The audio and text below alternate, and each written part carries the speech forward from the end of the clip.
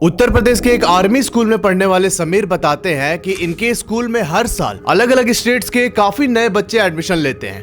अब चूंकि ये एक आर्मी स्कूल है और आर्मी वालों के ट्रांसफर देश के किसी भी कोने में काफी फ्रिक्वेंटली कर दिया जाता है, तो इस चक्कर में इनके स्कूल के अंदर अच्छी खासी डाइवर्सिटी थी बच्चों की।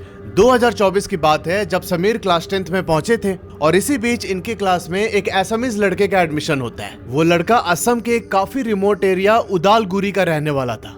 अब होता यह है कि उस उदालगिरी के गांव वाले घर में ना इस लड़के की दादी अकेले रहती थी और ये लड़का अभी अभी अपने मम्मी पापा के साथ उत्तर प्रदेश रहने के लिए आया है। अब जैसे जैसे समय बीत रहा था उस असमीज लड़के को ना अपनी दादी की याद सताने लगी। वो उन्हें बहुत मिस कर रहा था और भाई साहब उस लड़के का अपनी दादी को मिस करना समीर की जिंदगी में एक ऐसा भूचाल लाने वाला था ना जिसे सुन के आपकी रूह कांप जाएगी। और इस कहानी से बहुत सारे लोगों को एक तगड़ी सीख भी मिलने वाली है। ध्यान से सुनिएगा एकदम। अभी समीर लिखते हैं कि इनके फैमिली में से इनके दादाजी, पापा और चाचा ये तीनों डिफेंस में हैं और इसकी वजह से इनका एडमिशन एक आर्मी स्कूल में हो जाता है। अब 2024 में जब समीर क्लास 10th में पहुंचे तब इनके क्लास में एक असमीज लड़के का एडमिशन होता है। अब जो वो लड़का था ना वो पहली बार असम के अपने गांव से निकलकर यहाँ शहर में रहने आया था। इस लड़के का नाम था बिजॉय और समीर बताते हैं कि इसकी ना हिंदी सही नहीं थी, तो इसकी वजह से क्लास में जो बाकी लड़के थे उनसे दोस्ती करने में से काफी दिक्कत आ रही थी। अब होता क्या है कि जब भी विजय क्लास के अंदर आता तो जो बाकी लड़के थे वो उसे नेपाली, चीनी और ऐसे बोल बोल के चिढ़ाने लगते। समीर यहाँ स्कूल के वाइस प्रेसिडेंट भी थे, तो ये बताते हैं कि जब तक तो ये सब मजाक में चल रहा था कि भाई वो विजय अंदर आ रहा है क्लास के और ये लोग चिढ़ा रहे हैं, तब तक मैं शांत था। पर जब मैंने देखा कि भाई अब ये लोग इंटेंशनली उसे चिढ़ा के उसे एक तरीके से मेंटल टॉर्चर कर रहे हैं, तब इसने जाके इंटरफेयर किया, सबको से समझाया डांट के कि भाई ये सब मत करो, ये सब सही नहीं है, मैं ऊपर हेड ऑफिस में कंप्लेन कर दूंगा। अब समीर के इस इंटरफेरेंस के बाद ही क्लास के बच्चों ने विजय को चिढ़ाना बंद कर दिया और धीरे धीरे विजय इन सब से घुलने मिलने लगा। पर इस बीच जो समीर ने एक्शन लिया था उसकी वजह से विजय का समीर के ऊपर बहुत ज्यादा ट्रस्ट बन गया था। इन दोनों की बॉन्डिंग भी काफी अच्छी हो रखी थी क्लास में। अब यहाँ पर समीर ने बिजॉय का एक निकनेम रखा था जॉय, तो ये इसे जॉय जॉय बोल के बुलाता था। अब जब से इनकी दोस्ती हुई है समीर के अंदर बहुत ज्यादा क्यूरियोसिटी होती है कि भाई ये असम के जिस रिमोट एरिया से आ रहा है उसके बारे में कुछ बताए। तो जॉय समीर को बहुत सारी चीजों के बारे में जानकारी देता है कि हमारे इधर ऐसा फेस्टिवल होता है, इस तरीके का वेदर होता है, हम लोग ऐसी लैंग्वेज में बात करते हैं, ये हमारा ट्रेडिशन है। और ये सब सुन सुन के ना समीर को एक क्यूरियोसिटी होने लगी कि भाई मैं उस एरिया को जाके देखना चाहता हूँ। फिर जॉय बोलता है कि मैं यहाँ पर मम्मी पापा के साथ आया हूँ और मेरी दादी जी वहीं गांव में ही रहती है। अब चूंकि जॉय अपनी दादी से बहुत ज़्यादा क्लोज था तो ये उनको मिस भी करता है काफ़ी। अब जैसे जैसे समय बीत रहा था इनकी बॉन्डिंग और ज़्यादा स्ट्रांग होते जा रही है और फाइनली कुछ दिनों के बाद स्कूल में समर वैकेशन स्टार्ट होने वाला था। अब इसी बीच जॉय बोलता है समीर को कि भाई अभी समर वैकेशन स्टार्ट होने वाला है, चल कहीं पर घूम के आते हैं। अब इन लोगों के बीच डिस्कशन शुरू होता है कि भाई कहाँ घूमने जाए और इसी बीच समीर बोलता है कि जॉय क्यों ना तेरे ही गांव घूम कर आए हम लोग, और थोड़ा पहाड़ी साइड वाला एरिया भी है, वेदर भी अच्छा होगा और तू भी अपनी दादी को इतना मिस करता है तो तेरा भी उनसे मिलना हो जाएगा। अब ये बात सुन के जॉय तुरंत हामी भर देता है कि हाँ ठीक है भाई, एक काम करते हैं अपने अपने घर पे बात कर लेते हैं एक बार कि उनका क्या कंसेंट है और फिर उसके हिसाब से हम लोग अपना प्लान डिसाइड कर लेंगे। अब इस टाइम पर समीर और विजय दोनों अपने अपने घर पे बात करते हैं कि हमारा ऐसा प्लान बन रहा है समर वैकेशन में, तो उनके घर वाले भी मान जाते हैं, ज़्यादा ऑब्जेक्ट नहीं करते। और ये बात समीर ने अपने एक और दोस्त को बता रखा था जिसका नाम है ध्रुव। उसने ध्रुव से बोला था कि भाई अगर तुझे भी चलना हो हमारे साथ तो बता देना। यहाँ ध्रुव भी अपने घर पे बात करता है और इनके घर वाले भी मान जाते हैं। अब एक दिन समीर, विजय और ध्रुव तीनों एक जगह पे मिलते हैं और इनको डिसाइड करना था कि भाई हम कैसे जाएंगे असम के उस रिमोट विलेज में जिसका नाम उदालगिरी है। अभी जो यहाँ विजय लड़का था उसने पहले ही अपने पापा से बात कर रखा था कि पापा हमें जो है गाँव जाना है तो आप कुछ गाड़ी का इंतजाम कर दीजिए। तब इसके पापा ने अपने किसी म्यूचुअल कांटेक्ट के थ्रू एक ट्रैवलर का इंतजाम किया था। अभी वो ट्रैवलर गाड़ी असम के गुवाहाटी शहर के रहने वाले 2 लोग ऑपरेट करते थे, तो इनका कहीं से कांटेक्ट बना और विजय के पापा ने उस ट्रैवलर को इनके लिए अवेलेबल करा दिया कि तुम लोग इसमें बैठ के आराम से चले जाना, जितने दिन रहना होगा वहाँ पे रहना और इसी से वापस आ जाना। इनके लिए भी बहुत अच्छा हो गया भाई, ठीक है आराम से रोड ट्रिप करते हुए जाएंगे अपना घूमते फिरते। अब फाइनली वो दिन आ जाता है जब इनको असम के लिए निकलना था। इन लोगों ने कॉमन स्पॉट डिसाइड किया था और उसी जगह से इनको ट्रैवलर बोर्ड करना था। अब होता क्या है कि समीर और ध्रुव थोड़ा पहले पहुंच जाते हैं और उसके 15-20 मिनट के बाद विजय वहां पर आया। पर ये लोग देखते हैं कि विजय के साथ ना एक और असमीज लड़का है जब ये सब मिले तब समीर ने पूछा कि भाई ये कौन है। तब विजय बोलता है कि मेरे पापा के एक जान पहचान के दोस्त हैं, ये उनका बेटा है, ये हमारे गांव वाले घर के पास में ही रहता है और अभी ये हम लोगों के साथ चलेगा। किसी काम से वो यहाँ शहर आया था और अब इसे वापस जाना है। पहले तो समीर को ये सब सुन के बहुत दिमाग खराब हुआ कि भाई हम तीनों की बॉन्डिंग पहले से अच्छी है, ध्रुव की, विजय की और समीर की, अब इसमें चौथा आएगा तो फिर वो अंडरस्टैंडिंग डेवलप करने में टाइम लगेगा। पर समीर ने यहाँ ये चीज़ एक्सप्रेस नहीं किया, उसने बोला कि चल ठीक है। अच्छा, जो विजय के साथ ये दूसरा एसएमएस लड़का है, इसका नाम है भास्कर। अब ये चारों लोग ट्रैवलर के अंदर आके बैठते हैं। आगे की 2 सीट को विजय और भास्कर ने ऑक्यूपाई कर रखा था और जस्ट उसके पीछे समीर और ध्रुव बैठे हुए। अभी इनका road trip to Assam start हो चुका था और ये सब बहुत एंजॉय कर रहे थे। ध्रुव विंडो के साइड बैठा हुआ था। भाई वो बाहर की तरफ देख देख के बोलता कि अब तो इस शहर से मुझे छुटकारा मिल जाएगा, हम जाके पहाड़ों में रहेंगे कुछ दिन, कितना मजा आएगा। अब यहाँ समीर लिखते हैं कि जो विजय और भास्कर है वो ना पूरे टाइम एसएमएस लैंग्वेज में अपना कुछ बात कर रहे थे और इन दोनों को पीछे कुछ भी समझ नहीं आ रहा है। पर इस बीच उस पूरी जर्नी को एंजॉय करते हुए 3 दिन के बाद ये लोग फाइनली असम के उदालगुरी गांव पहुंचते हैं, जहां पर विजय का घर था। अब एक चीज नोट करना कि जो वो विजय का घर है ना, उसका टेरेस ऊपर से ट्रायंगुलर शेप का है। नीचे 3 रूम बने हुए हैं, जिसमें से एक रूम में विजय की दादी रहती थी और दादी के रूम के ठीक सामने एक दूसरा रूम था जो विजय ने ध्रुव और समीर को दे रखा था कि भाई ठीक है, जब तक तुम लोग यहाँ रहोगे तुम लोग इस रूम में रहना। और जो इसके घर का तीसरा रूम है वो विजय का है और ये रूम सिचुएटेड है बिल्कुल घर के एंट्रेंस के पास। अच्छा, जो भास्कर लड़का था, इसका घर विजय के घर से कोई 5 मिनट के वॉकिंग डिस्टेंस पे है। तो पहले तो ये चारों लोग इसके घर पर आए और फिर उसके बाद भास्कर जो है अपने घर चला गया। अब एक और इम्पोर्टेंट बात, जो कमरा विजय ने ध्रुव और समीर को दे रखा था, उस कमरे से जो दादी का कमरा है वो सिर्फ 3 फुट की दूरी पर है और विजय जिस कमरे में रह रहा था एंट्रेंस के पास, उसके जस्ट बाजू में ही वॉशरूम है और ये कॉमन वॉशरूम है जो इन तीनों कमरे में रहने वाले लोग यूज करेंगे। अब यहाँ अगले कुछ दिनों तक समीर और ध्रुव ने विजय के साथ मिलके उदालगिरी के आसपास के रीजन को बहुत अच्छे से एक्सप्लोर किया। समीर लिखते हैं कि वो एरिया बहुत सुंदर है पर ना उधर बहुत ज्यादा गरीबी भी है।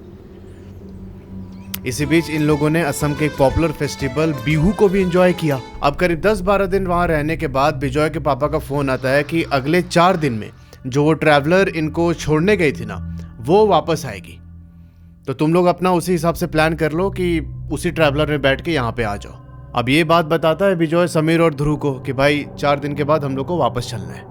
अब इस घर में होता ये था कि भाई सब लोग मिल के साथ में खाना बनाते थे, क्योंकि दादी माँ ऑब्वियसली बूढ़ी थी तो इनसे पूरा काम हो नहीं पाता था। हर रात खाना बनाने के बाद ये लोग साथ मिल के खाते हैं। इस बीच समीर और ध्रुव अपने बारे में दादी माँ को बताते। दादी माँ बोलती बहुत कम थी। ये लोग जो भी हिंदी में बोलते थे, जो विजय था वो एक्सप्लेन करता था अपनी दादी माँ को वहाँ के लोकल लैंग्वेज में।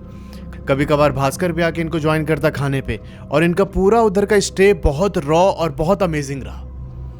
अब एक चीज यहाँ नोट करना कि जो वो दादी माँ का कमरा है ना, उसमें गेट नहीं बना हुआ है, सिर्फ एक बड़ा सा पर्दा है जो उनके एंट्रेंस को कवर करता है। अब इनके घर वापस आने में सिर्फ 2 दिन बचे हुए थे।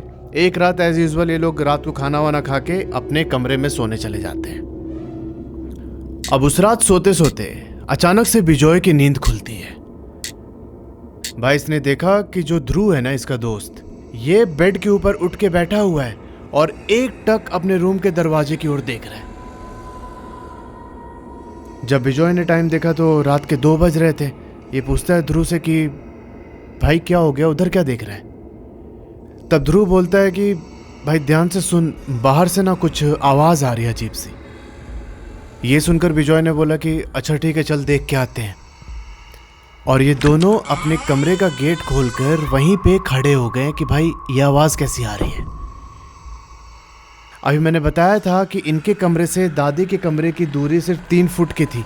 तो जब ये दोनों चुपचाप अपने रूम के दरवाजे के पास खड़े थे तो इनको सुनाई देता है कि भाई दादी जी का जो कमरा है ना, उस कमरे के अंदर से कुछ बुदबुदाने की आवाज आ रही है कि कोई तो मतलब कुछ ऐसे रिसाइट कर रहा है। अब ये दोनों समझ नहीं पा रहे थे एग्जैक्टली कि हो क्या रहा है। तब ध्रुव यहाँ पर थोड़ा सा आगे जाता है दादी जी के कमरे के पास और इसने ना एकदम हल्के से पर्दे को हटाया और अंदर झांकने की कोशिश की। भाई कुछ सेकंड अंदर देखने के बाद ये इशारा करके ना समीर को बुलाता है कि भाई इधर आ, भाई इधर आ। और ये दोनों उस पर्दे की सुराख से अंदर कमरे में झांकने लगते हैं और भाई साहब जो फिर इन्होंने देखा ना, इनका दिल दहल गया एकदम। ये देखते हैं कि जो दादी हैं वो अपने बेड पे बैठी हुई है, उनके सामने एक बड़ा सा पत्थर है और उस पत्थर को वो एक बड़े से चाकू से घिस रही थी। फिर इन दोनों ने देखा कि उस पत्थर के ठीक बाजू में जो 12 सिंगा जानवर के सिंग होते हैं ना, वो 30-40 सिंग पड़े हुए थे उधर। और इस पॉइंट पर बिजॉय की दादी ठीक उसी लैंग्वेज में बुदबुदा रही थी जिस लैंग्वेज में बिजॉय और भास्कर ट्रैवलर के अंदर बैठ के बात कर रहे थे। अभी इस पॉइंट पर समीर आगे की तरफ झांक के देख रहा था और पीछे यहाँ ध्रुव खड़ा हुआ है। अभी समीर ये सब मंजर देख ही रहा था कि पीछे से भाई ध्रुव ने इसके कंधे पे हाथ रखा। अब समीर यहाँ आगे की तरफ ही देखते हुए बोलता है कि भाई ध्रुव, पता नहीं ये क्या हो रहा है। और तभी पीछे से आवाज आती है कि भाई मैं ध्रुव नहीं, मैं तो बिजॉय हूं।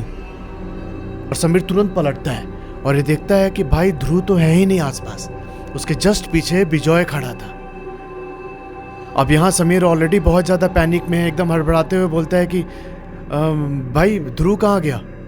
तब बिजॉय ने बोला कि वो तुम्हारे कमरे में ही होगा, और कहाँ जाएगा।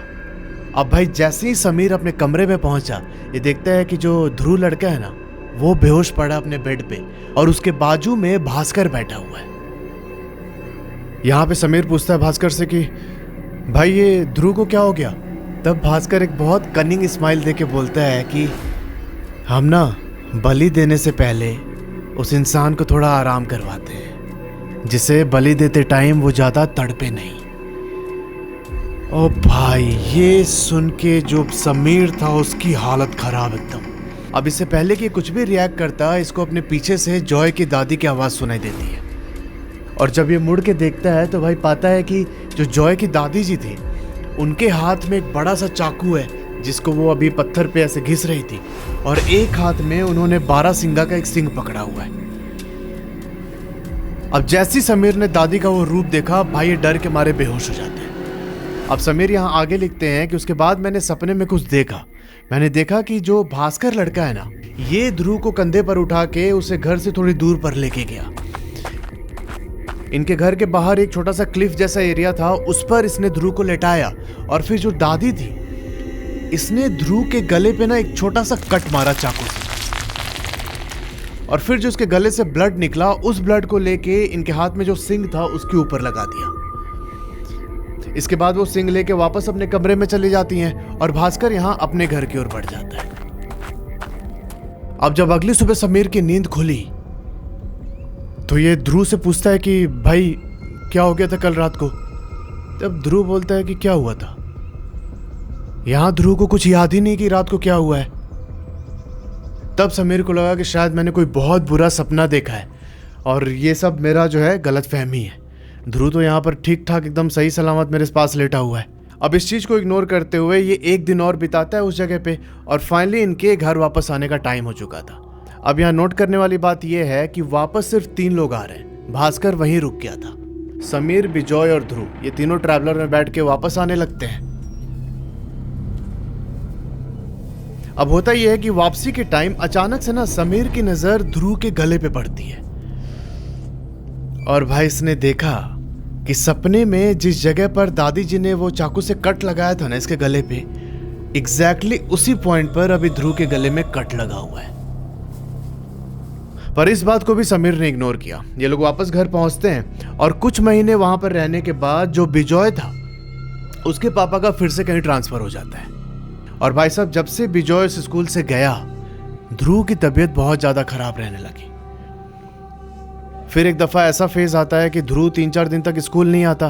तब समीर उसके घर पे कॉल करता है कि क्या हो गया ध्रुव को, और भाई उसे पता चलता है कि उसी सुबह को ध्रुव की डेथ हो चुकी है। अब ये न्यूज़ सुन के समीर एकदम शॉक। इसने अपने घर वालों को बताया और फाइनली जो 13वीं होती है, 13वें दिन ये लोग ध्रुव के घर पे पहुंचते हैं, मतलब समीर और उसकी फैमिली। अब जब ये लोग पहुंचे तो वहाँ पर इन्होंने देखा कि भाई कुछ पंडित भी उधर बैठे हुए हैं, और उस दिन की पूरी क्रिया होने के बाद जो पंडित थे वो ध्रुव को लेके एक कमरे में जाते हैं जहां पर ध्रुव की फैमिली बैठी हुई है। इस टाइम पर उस कमरे में पहले से ही एक बहुत सिद्ध बाबा मौजूद थे। समीर लिखते हैं कि वो बाबा हमारे एरिया में काफ़ी फेमस हैं, और जब ये उनके पास गए तब वो बाबा बोलते हैं कि सुनो समीर, ये कोई नॉर्मल डेथ नहीं है, इसकी बलि चढ़ाई गई है। वैसे तो तुम भी टारगेट पर थे, पर चूंकि तुम्हारे घर वाले बहुत ज़्यादा पूजा पाठ मंत्र जाप ये सब करते हैं तो उन शक्तियों ने तुम्हारी रक्षा कर ली। पर ध्रुव के फैमिली में ऐसा नहीं होता था, जिसके वजह से इसकी एनर्जी वीक हुई और उन लोगों ने इसे अपना इजी टारगेट बना लिया। अब जैसे उस सिद्ध बाबा ने ये बात बोली, समीर को एक बहुत तगड़ा इंसिडेंट याद आता है। जब ये लोग ट्रैवलर में बैठ के असम से वापस आ रहे थे, तब इसने बिजॉय को बोला कि भाई ध्रुव के गले पे वो कट है, और ऐसे ही कट मैंने जो है सपने में भी देखा था। पर इस बात का बिजॉय ने कुछ जवाब नहीं दिया।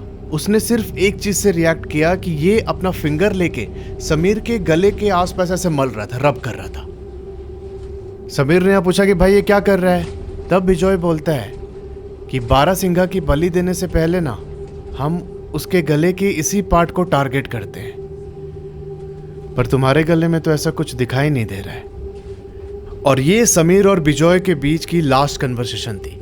उसके बाद पूरे रास्ते बिजॉय ने समीर से कुछ बात नहीं किया था। जब स्कूल में वापस आया तब भी इसने समीर से कुछ भी नहीं बोला, और ऐसा लग रहा था कि ये एकदम कट हो गया है समीर की दुनिया से।